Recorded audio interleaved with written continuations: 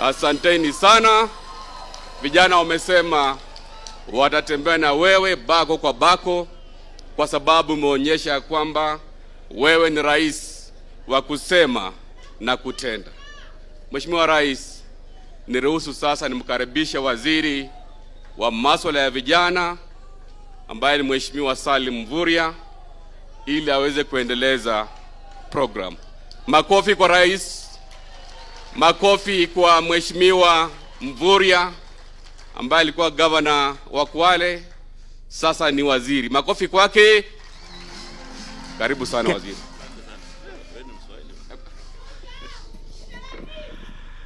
Asante sana mustahiki gavana. Mheshimiwa Rais Daktari William Samoei Ruto, Rais wa Jamhuri ya Kenya, waziri mwenzangu Mheshimiwa Wycliffe Ambesa Oparanya, makatibu, waheshimiwa wajumbe, viongozi wa vijana, mabibi na mabwana na vijana wetu, Bwana Yesu asifiwe. Asalamu alaikum. Vijana hamjambo? Vijana hoye! Vijana power! Basi Mheshimiwa Rais, pengine kabla sijazungumza hotuba fupi, naomba nimwalike mwenzangu Mheshimiwa Oparanya ambaye hapa ni nyumbani aweze kusalimia na kuzungumza kwa kifupi.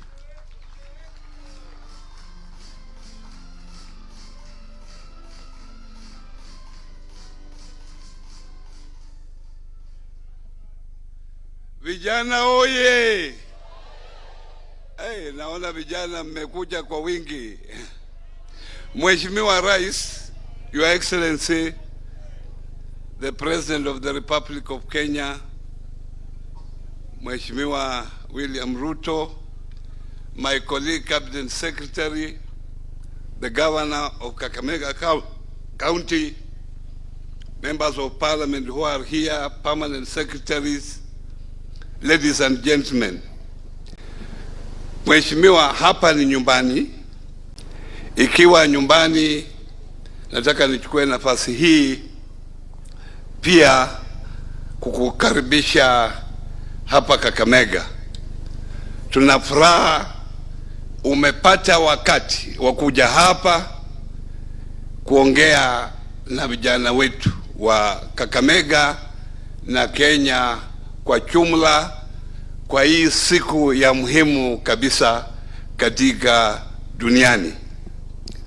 Mimi mwenyewe ninashukuru wewe binafsi ile kazi unafanya kuona ya kwamba vijana wetu wana kitu ya kufanya. Tuna shida mingi, lakini wewe ukiwa rais unafanya juhudi yako kuona ya kwamba tuko na mahali ya vijana wetu.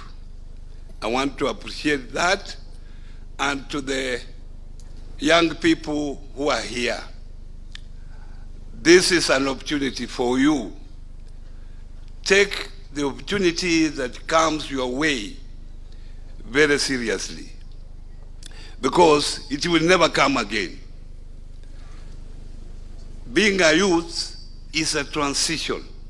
You have 17 years to transit from youthful to the other age bracket. And this is your time to build your foundation as you transit as a youth. There are so many opportunities in government, many opportunities that the President has created for the youthful people. So take it seriously, and if you take it seriously, it will help you as a person, it will help you as a community, and it will help us as a country. Otherwise, I'm very grateful for Your Excellency coming. Asante sana. Asante sana waziri. Vijana hoye! Vijana hoye! Basi Mheshimiwa Rais, mabibi na mabwana, Leo ni siku muhimu sana. Nataka kwanza nianze kukushukuru Mheshimiwa Rais kwa sababu ya muda wako kuweza kujumuika na vijana wa Kenya katika kuadhimisha kilele cha siku ya vijana ya kimataifa. Na pia tuwashukuru uongozi wa chuo hiki cha Masinde Muliro kwa kuwa wazi wakati wote. Wakati tunaandaa mikutano ya vijana, usimamizi wa chuo hiki umekuwa wazi kuweza kuwaunga mkono vijana wa Kenya ili kuweza kuhakikisha tunapata nafasi ya kuweza kuzungumza na kushirikiana. Mheshimiwa Rais, niseme kwamba wewe mwenyewe binafsi kwa uongozi wako na katika mpango wako wa kitaifa umeweza kuweka fursa nyingi ambazo zinawalenga vijana wetu. Tukielewa kwamba masuala mengi ya vijana sio mapya, yamekuweko hapo awali, lakini Mheshimiwa Rais, kwa sababu ya fursa nyingi ambazo umeziweka ndani ya serikali, umeweza kutuongoza katika Kenya kuweza kuwa na ubunifu wa suluhisho ya masuala na changamoto za vijana. Mheshimiwa Rais, wakati tuko hapa kwa kilele ya shughuli hii, mimi naomba tu kukuhakikishia kwamba wiki hii yote imekuwa wiki ya hamasa Kenya nzima. Kwa sababu wakati ambao serikali imebuni fursa, ni muhimu hiyo fursa iunganishwe na ndoto ya vijana. Kwa hivyo, what we are saying, Your Excellency, is that your leadership has been able to create and to innovate various strategic opportunities for the young people of our country. We are aware that most of the challenges that our young people have been facing are historical. Your leadership has created an enabling environment to provide strategic solutions and opportunities for the youth of our country. However, for those opportunities to be beneficial, we need to have proactivity within the youth population so that they can proactively connect with the opportunities that exist. And that is why, Your Excellency, this week has been very important for us, because we have provided a window of opportunity for interaction and to connect the young people of our country. As a ministry, Your Excellency, we had also innovatively started a program called Iwazo, where we bring summit of youth and stakeholders of government and agencies to be able to communicate what opportunities exist within the agencies so that youth can make their connection. Your Excellency, the youth of our country are very progressive, they are very transformative, and for us, we don't view them as a crisis, but we view them as people who are creative, innovative, and they can really participate in building our country. And as we do that, Your Excellency, we know that the government has many opportunities, which some of them will be discussed here. Some of them have already been discussed as case studies, and as a ministry, we commit to ensure that we work to be more inclusive, so that even as we develop policies, legislation, we have youth participation at the center of all that we do in government. And therefore, Your Excellency, today is a very important day internationally, but it is also a day where we inspire action within the young people of our country. Mwisho, Your Excellency, nataka tu kusema kwamba wakati ambao vijana wetu wako na ndoto, wakati ambao vijana wetu wako na azma ya kuweza kutimiza ndoto zao za kimaisha, wakiwa binafsi, wakiwa family, wakiwa jamii, wakiwa kila sehemu ya nchi, ni muhimu kukumbuka kwamba wakati ndoto hizi tunaweza kuzitimiza tukiwa vijana, tunazitimiza tukiwa na taifa la Kenya ambalo limeungana, taifa la Kenya lenye amani, taifa la Kenya lenye miundo msingi ya kuweza kuheshimu sheria. Ni katika mazingira hayo ndio vijana wanaweza kufaulu. Haiwezekani kwa mtu yoyote kufaulu kwa ndoto zake za kimaisha katika mazingira ya fujo, katika mazingira ya kejeli, katika mazingira ambayo pia hayawezi kuruhusu sheria ya Kenya. Kwa hivyo tunavyoenda mbele, tunataka kusema kwamba fursa zitakuweko, fursa zitaendelea, vijana watashirikishwa, vijana tutazidi kuzungumza, lakini la msingi tuwe na nafasi ya kuwa na Kenya iliyo na amani, tuwe na nafasi ya Kenya ambayo inaweza kupata heshima katika dunia na katika Afrika.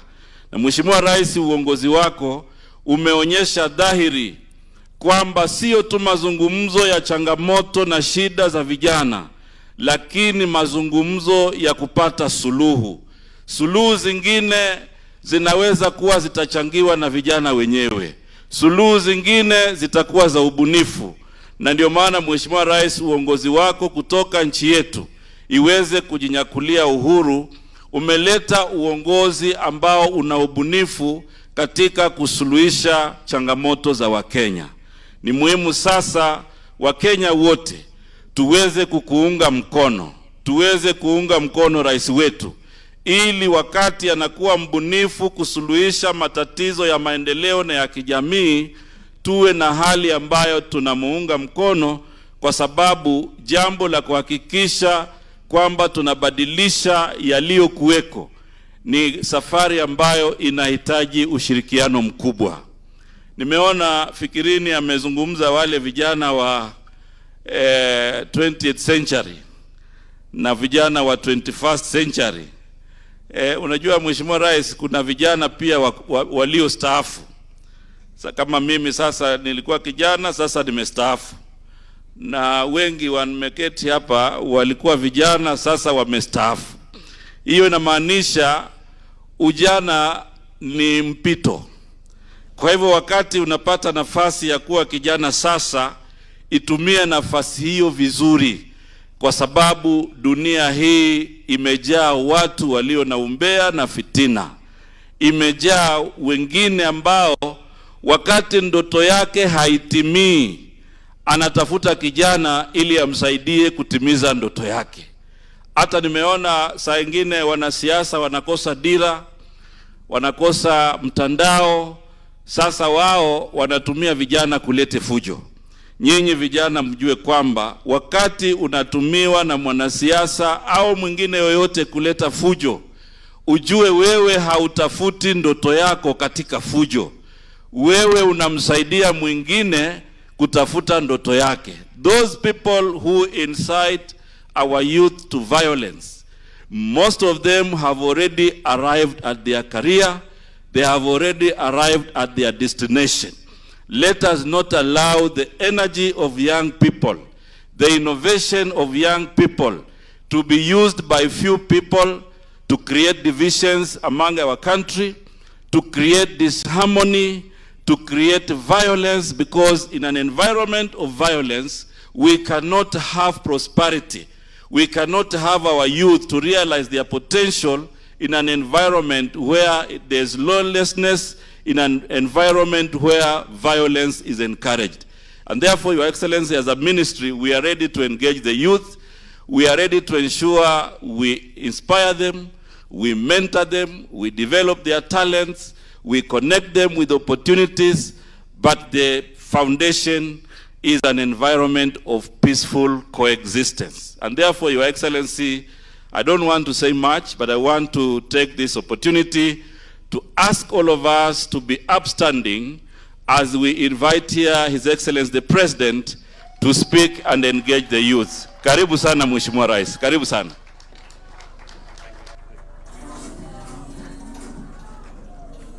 Asanteni sana, tafadhali mnaweza keti chini. Thank you very much. Ndugu zangu viongozi na viongozi pia wa vijana, hamjambo? Kakamega murembe, Mulimoyo. Wananchi wa Kenya, Bwana Yesu asifiwe. Assalamu alaikum. Leo mimi nimefurahi sana kufika mji huu wa Kakamega. Nimshukuru Vice Chancellor wetu wa chuo cha Masinde Muliro kwa kutukaribisha hapa. Mpigeni makofi, yuko pale. Niwashukuru pia wizara yetu wakiungana na county government ya hapa Kakamega kwa kupanga hafla hii, a very important occasion for us as a nation, that we are very proud of our young people, their knowledge, their energy, their innovation, their expertise. And today we come here to celebrate the International Young People's Day. The single most decisive force that will shape Kenya's destiny is not oil, is not gold, or any other natural resource. It is the young people. For generations, young people have been referred to the leaders of tomorrow. But our youth are the builders of today, the architects of the future, and the driving engine powering Kenya's rise to greatness. I have seen it in many places. I have seen it with the Harambee Stars. That is why I am deeply honored to be here in Kakamega County to celebrate the energy, the creativity, and the resilience of our young people, and to harness and amplify their immense contribution to our bold national transformation agenda. Our Constitution commands us to equip young people with relevant education and training, to guarantee them opportunities for association and representation, to open doors for their political, social, economic, and cultural participation, and to protect them from harmful practices and exploitation. Every year, nearly 800,000 young people enter the labor market. For too long, many have faced and continue to face the frustration of limited opportunities. That is why we have crafted a bold, multi-pronged strategy, not only to generate jobs, but also to equip our young people with competitive, future-ready skills and ensure they thrive in the economy of the 21st century. Ladies and gentlemen, technical and vocational education and training is a central pillar of our economic transformation. TVET graduates are 3 times more likely than their peers without technical training to start a micro or small enterprise within 2 years of graduation. This is why we are aligning TVET curriculum with industry needs and modernizing equipment and expanding public-private partnership for apprenticeship and job placement. In 2018, TVET enrollment stood at about 180,000 learners. Today, TVET enrollment is upwards of 700,000, supported by the expansion of institutions from just about 50 a decade ago to more than 250 nationwide today. Through the National Government Apprenticeship Opportunities Program, we aim to enroll from 700 to 2 million youth in TVET institutions by the end of 2025, meeting the projected annual demand for 300,000 additional skilled workers and bridging the skills gap that is currently at 40% in some technical sectors. We have also deliberately chosen housing as one of the main engines of job creation in Kenya today. Currently, over 161,000 housing units are under construction across the country, part of a 700,000 home pipeline that will generate more than 1 million jobs. Here in Kakamega, right here in town, we have 200 units complete, 2,000 units have been procured, another 2,000 units in Mumias, and another several units in different constituencies in Kakamega County, a total of 5,000 units we are building in Kakamega County. About 320,000 young people are already working in affordable housing program, with numbers set to double in the next 2 months. I have said that in the next 2 months, we want to escalate the number of young people, whether they are electricians, technicians, plumbers, engineers, quantity surveyors, architects. We want to increase them to 640,000 in the next 2 months.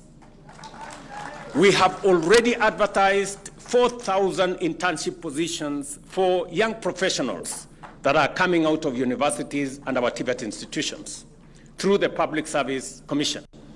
We will engage architects, engineers, surveyors, IT specialists, marketers, and other specialists, placing them in housing projects and municipalities across Kenya. Our goal is to expand these opportunities so that by January next year, in the next 6 months or so, 10,000 interns will have been placed in affordable housing program where they will gain skills, build networks, and acquire the experience needed to launch their careers. Through Climate Works program, we are advancing both economic and climate resilience by implementing labor-intensive environmental projects, restoring ecosystems through tree planting, cleaning rivers, and greening public spaces. Beyond the environment, Climate Works also drives jobs in roads and housing construction and urban development. We began with Nairobi-based cohort, and I am especially very proud that 45,000 young people are spearheading the Nairobi River regeneration, transforming riparian into clean, green corridors. This initiative is now being rolled out across the country through an expanded roadworks program, which will soon grow to 113,000 young people, including 4,000 in Kakamega County. Similarly, the Kandarasi Mtaani initiative will employ another 200,000 more young people in labor-intensive works in housing and market projects, including our hostels development program across the country.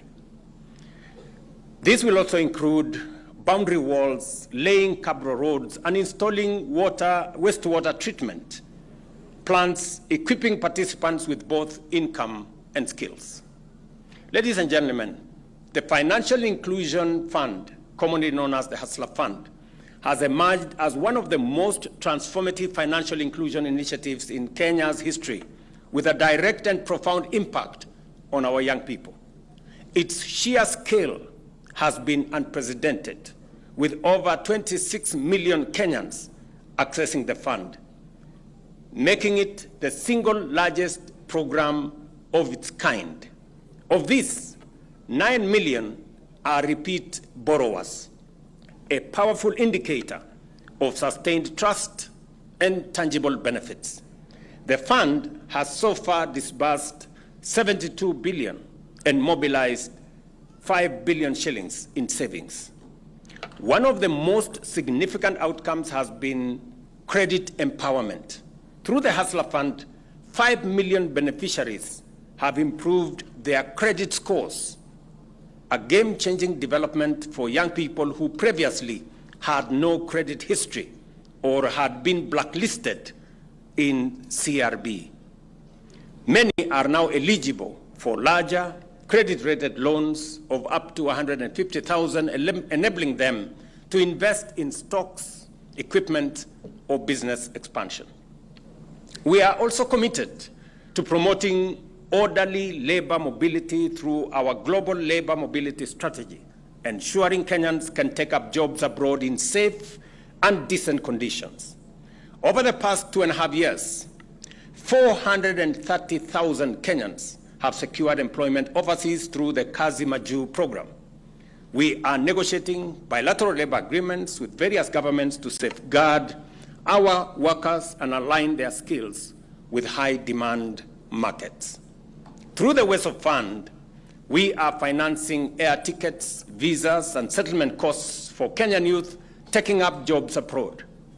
In this pilot phase, Kenya shillings 200 million has been already provided and already supports 225 young people. Equally, over the past year, the Youth Enterprise Fund has provided mobility-ready support, including pre-departure training, certification assistance, and financial literacy to prepare our young people for international employment and successful reintegration.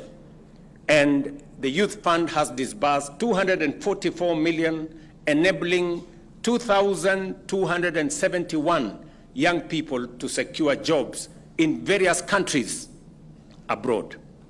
Today, I will be presenting checks worth 163 million to support a further 816 young people who have successfully secured jobs through the labor mobility program so that they can prepare themselves to travel and work abroad.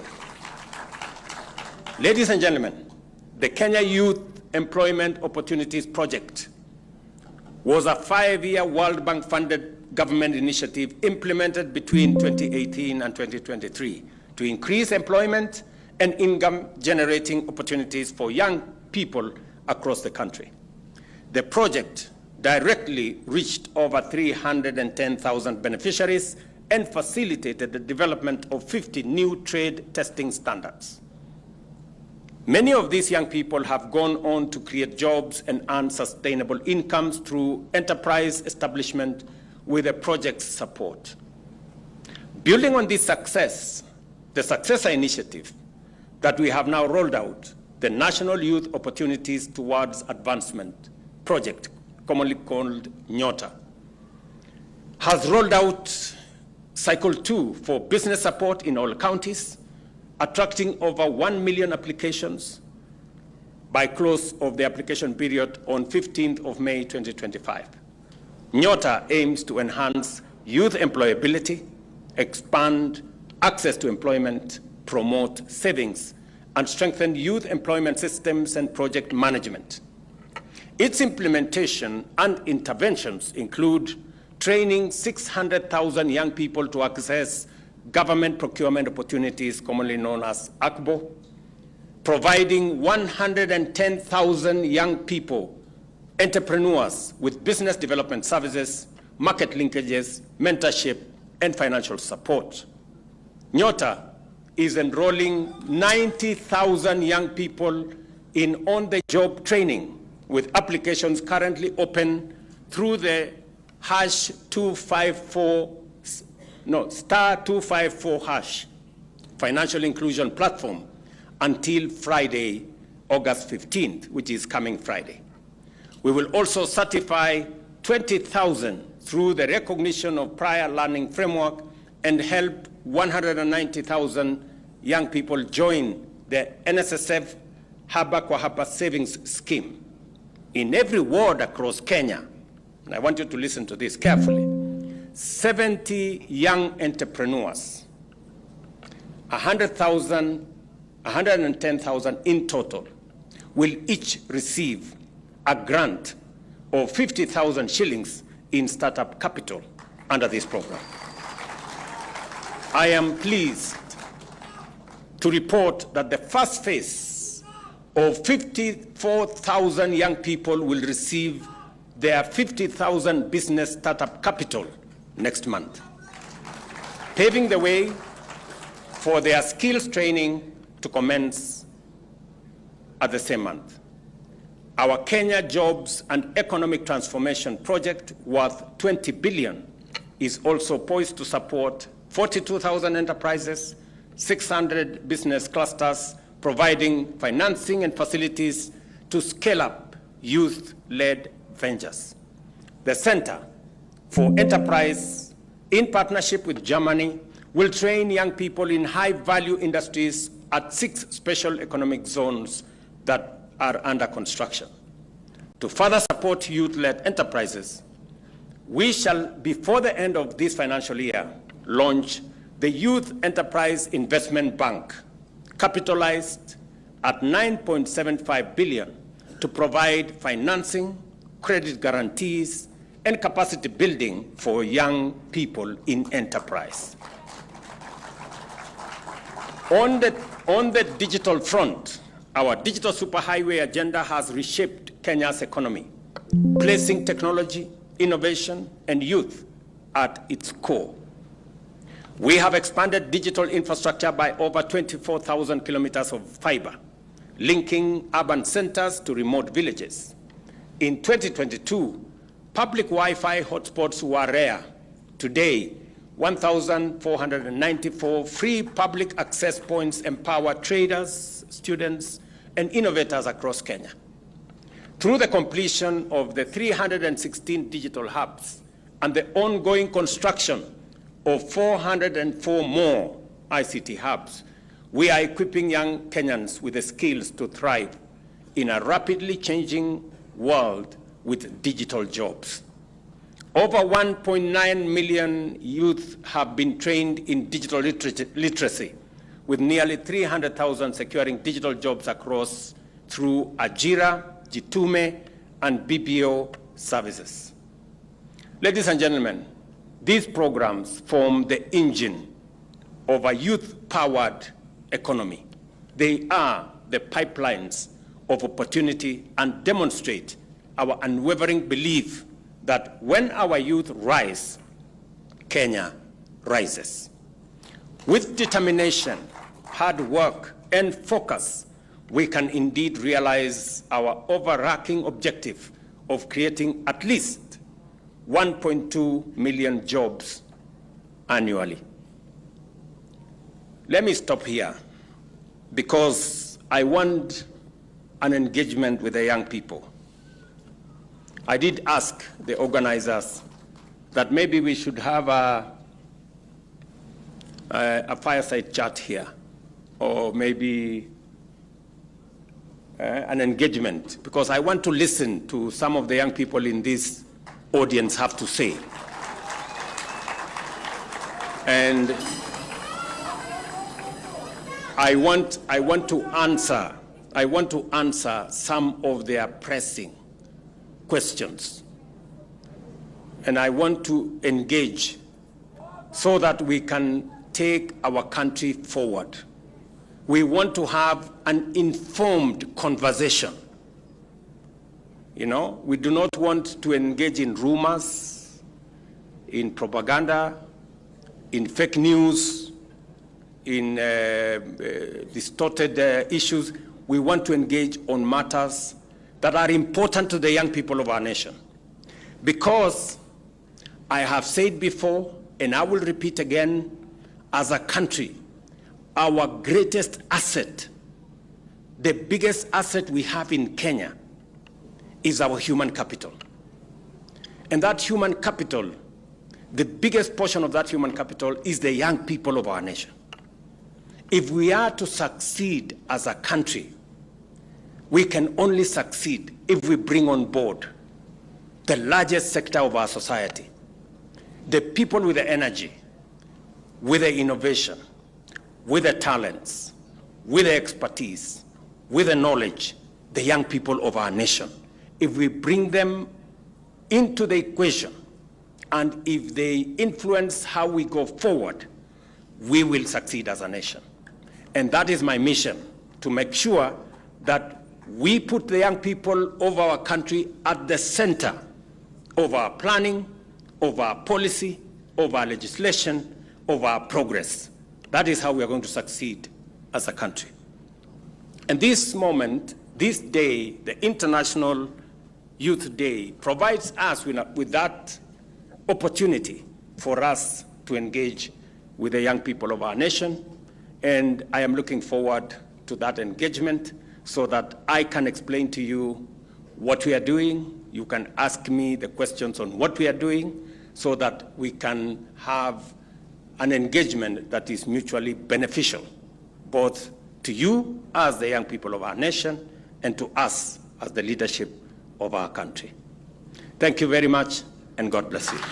Tumpongeze rais tafadhali kwa makofi.